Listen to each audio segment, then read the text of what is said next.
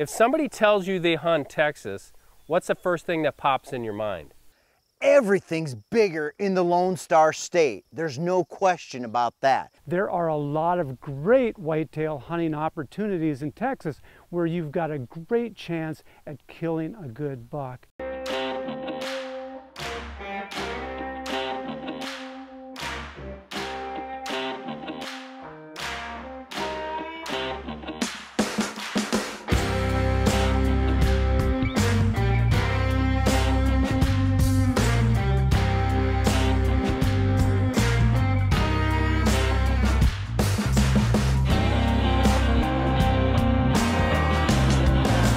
This is Land of Whitetail TV.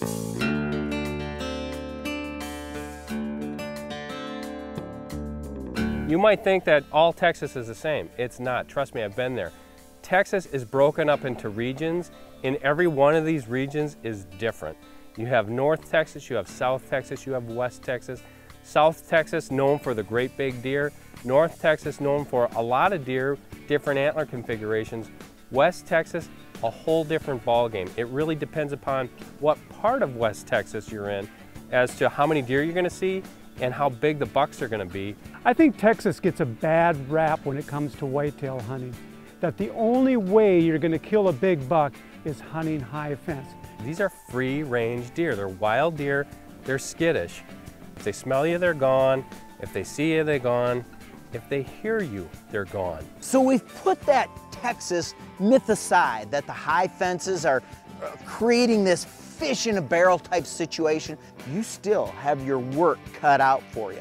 Whether you go to South Texas, West Texas, Northwest Texas, these are different regions and different terrain types. So you can apply spot and stock strategies, you can hunt over agricultural fields, you can hunt over food plots. On some of my hunts, we actually did spot and stalk situations where you were out putting miles and miles on your boots, trying to get up on high rises, looking down into little openings and trying to find that buck. All of these play into where you're going to hunt, how you're going to hunt, what strategies you're going to apply.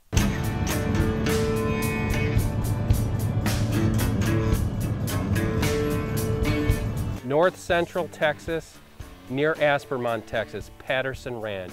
Butch Nutting and John Heaton, they do a marvelous job managing this free-range ground for whitetails. Most of the guys I talk to and deal with, they don't want to go do a pinned up deer. They want something that's out in the wild that you actually have to hunt. So it makes it more challenging to manage your deer herd whenever you have a low fence ranch. It's not a real known area of Texas, but let me tell you, it is a hot ticket. John manages his ranch really well. He has a specific number of does they need to take out every year and a specific number of bucks, but not just going after those big bucks, mostly going after the management bucks. In this one particular stand, John knew there were 5 mature bucks. Can you believe that?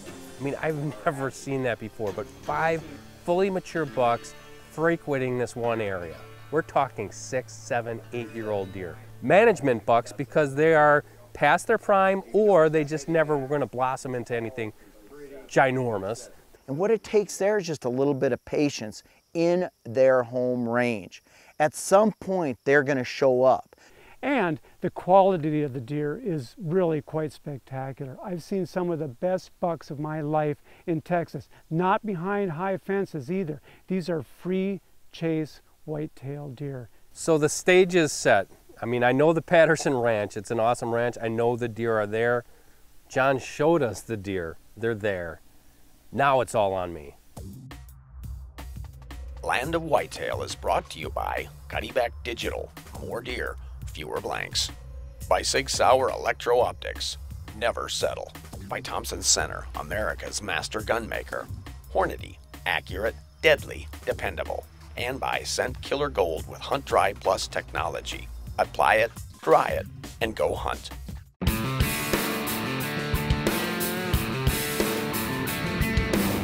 Welcome to Texas, or more specifically, Northwest Texas, which is home to the Patterson Ranch.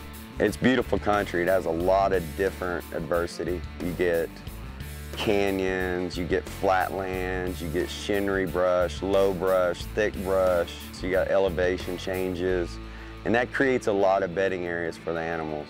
Everything we do on the ranch now is guided. We want to make sure that everybody has a good experience, that they don't get lost, and that they don't take animals that we don't want taken. This ranch in particular, you know, it's special because it's been through many generations of families and survived. So about 10 years ago, Butch and Doug decided that they were going to start doing deer hunts besides the quail hunts. And it was a great idea, but all of a sudden one day Butch and I looked up and he and I were the ones up there cooking and cleaning and taking care of the hunters.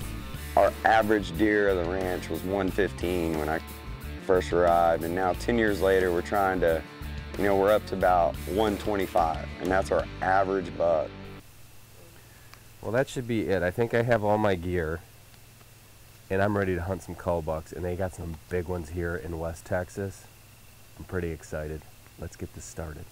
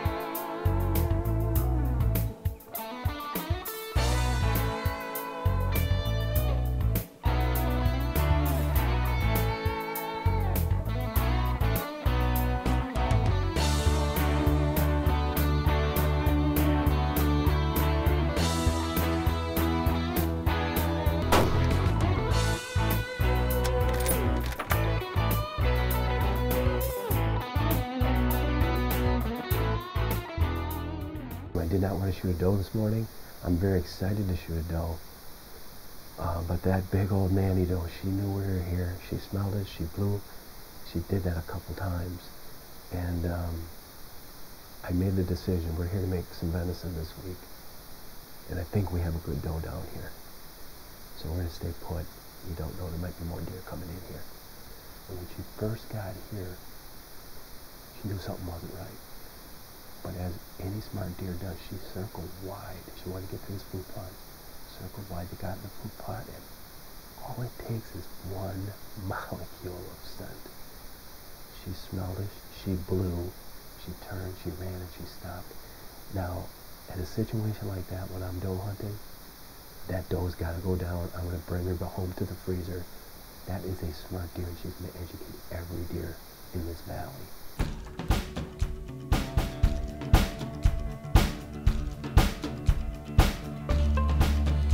All right, she was standing right on the other side of here, and I know that she came through this area somewhere. There's a trail that comes right up through here. And hey, look at this. Look at this. Is that what I think? Hey, look at it. I think she's right there. Because I saw her walk through this gap. We have a deer on the ground. We have a nice doe on the ground right here. You know, Texas is the place to be if you want to have a lot of fun. And for me, fun is helping manage the deer herd. We're hoping this is just the beginning of a lot of good things this week. Well, John, we got one on the ground. You know, I know you've been trying to target certain age classes. What are you trying for again here? I mean, I estimated this doe to be at least 4 years old. And she came in blowing. She had 2 other ones with her. That's kind of what you want to take out of the ranch right now, don't you? Yes, sir. That's a perfect age class to take out right now. Well, let's get her back to the cooler. It's going to heat up, and maybe we can get a buck in our sights this afternoon. All right, let's do it.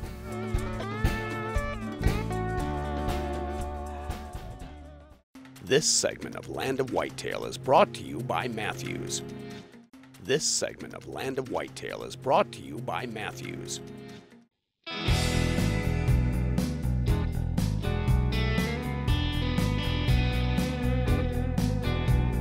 So the particular buck that we're hunting, he is ancient. John didn't even know how old he was, but as he was looking through his trail camera photos, this buck keeps showing up. And not only in the recent photos from this year, they were from the year before, and the year before that. He had them all the way back to 2009. Our ultimate goal is to make sure we have a healthy deer population, healthy animals. So on this hunt, you get to see that kind of senior level management, kind of graduate level management. Okay, sometimes you have to call an audible when you're hunting. We got into the blind this afternoon. The box blind hadn't been hunted for a long time. It was filled with yellow jackets. I'm allergic to bee stings, so I didn't want to take a chance. Jay, our camera guy, astutely said, sometimes the best hunts happen during the worst circumstances. John came and put us in a different blind. You just never know, you know. Sometimes when you think everything's going wrong for you, something goes right for you. I just have a feeling. Don't want to jinx us. I have a feeling tonight might be one of those nights. There's a big 10-pointer and a big 8-pointer coming into this feeder. Has not been hunted yet this year. You have a food plot right to the left. There's a water tank to the right. Lots of cover, food, water. Doesn't get any better than that. Stay tuned. Now the Patterson Ranch, they use protein feeders. They do feed with a little bit of corn. This is just a supplement. This really isn't a hunting tactic. This is a supplement to the native vegetation down there, which has been scorched by years and years and years of drought. On this particular hunt, some recent rains had come in, have greened things up a little bit, making it even more difficult to see a deer coming to a protein feeder, because now these deer are on their natural time clock, so to speak, on their feeding behavior.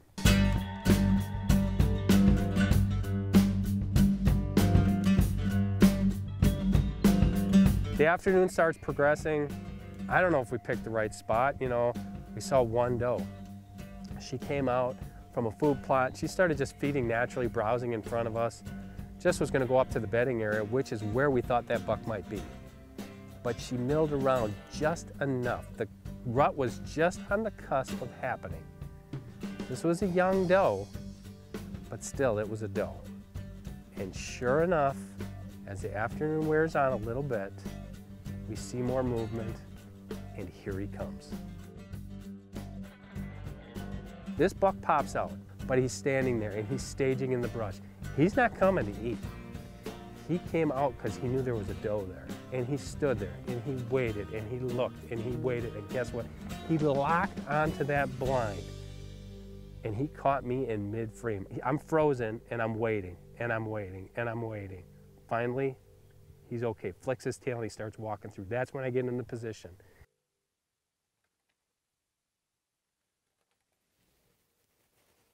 So he's walking around this little fence. It's actually a hog fence. They put these short fences around the protein feeders so the hogs don't get in there and eat all the protein feed.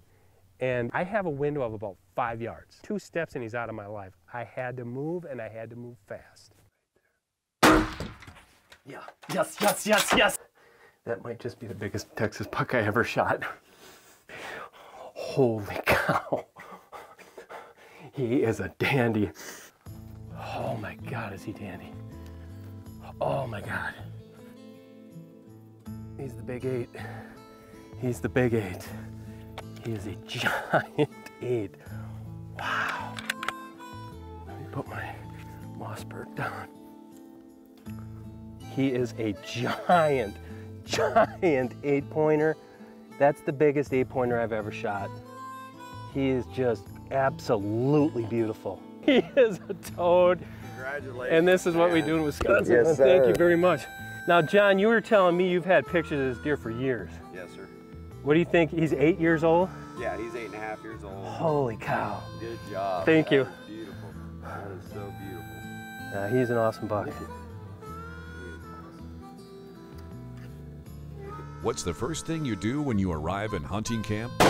Gordy Cron advises that you sight in your deer rifle, and he shows you a few tips on dialing it in when we return. Land of Whitetail is brought to you by Cuddyback Digital, more deer, fewer blanks. By Sig Sauer Electro-Optics, never settle. By Thompson Center, America's master gunmaker. Hornady, accurate, deadly, dependable. And by Scent Killer Gold with Hunt Dry Plus technology. Apply it, dry it, and go hunt.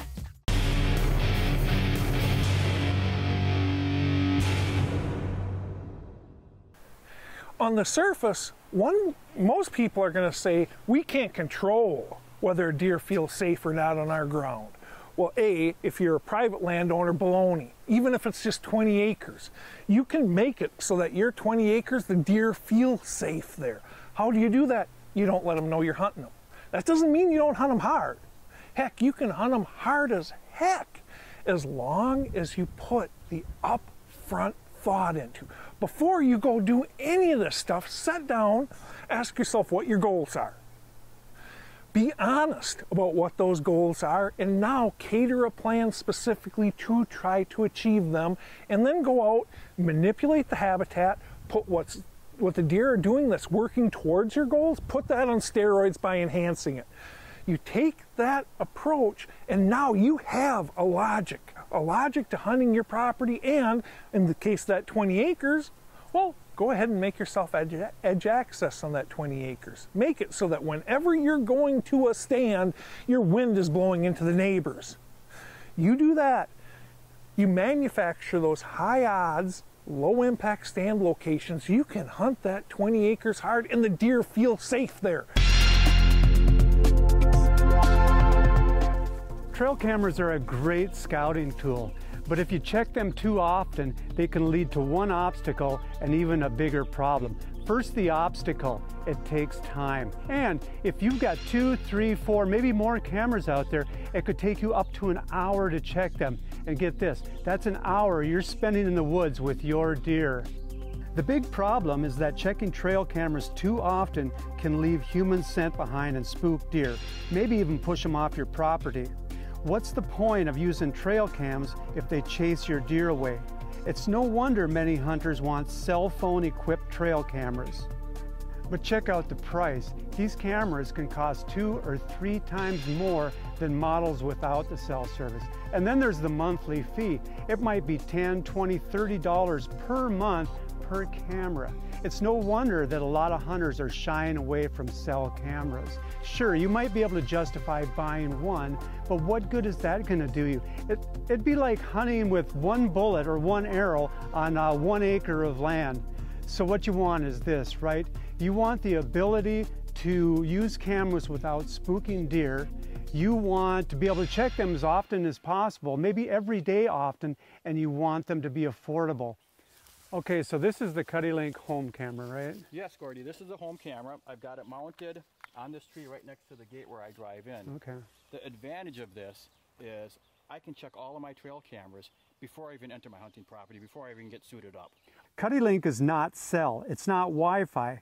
It's a proprietary wireless mesh network. You deploy the cameras and the remote cameras communicate and send images to one home camera. CuddyLink can connect on a 40-acre parcel or even 2,000 acres. The cameras talk to each other, work out a path to send images home. Okay, I've read the literature. It's 15 cameras, up to 15 cameras, right? Up to 15 cameras plus this, so a total of 16 cameras can be taking images, and all those images will be collected on this one camera's SD card. Okay, how do you identify which images came from which camera when you pull that card out? The images are saved on the SD card in a new folder we created called 400 Cuddy. Within this 400 Cuddy folder is separate folders for each cameras. Okay. So therefore the camera automatically sorts all the images into folders, making it easy to identify where those images came from. And you can physically go in and name those folders then too? The folders get automatically named based on a location ID number the user assigns to the camera. Okay. So I gotcha. assign location 1 to the home, location 2 to the next remote, location 3 to the third, and so on. And in this particular example, I got 8 cameras out here. So I'll have folders location 1 through location 8. And in those folders will be the images from these cameras. It's all very simple, very intuitive when you look at your SD card. Furthermore, all Cuddy-back cameras, even the non-Cuddy Link ones, allow the user to program a camera identification string into the camera that's printed right on the image. So now when a guy looks at the image, the name where that camera is can be seen. For example, I have cameras named Bobcat Pass, Miller Park, Vision Field, things like that. So now very, very easy to keep track. And with 8 images, it's kind of hard to know where did this picture come from. Well, it's location 3, Tamarack Road. So now we're going to pull the card, pull the new one in, she's ready to go again, and we can go back and we can view the images from your 8 cameras.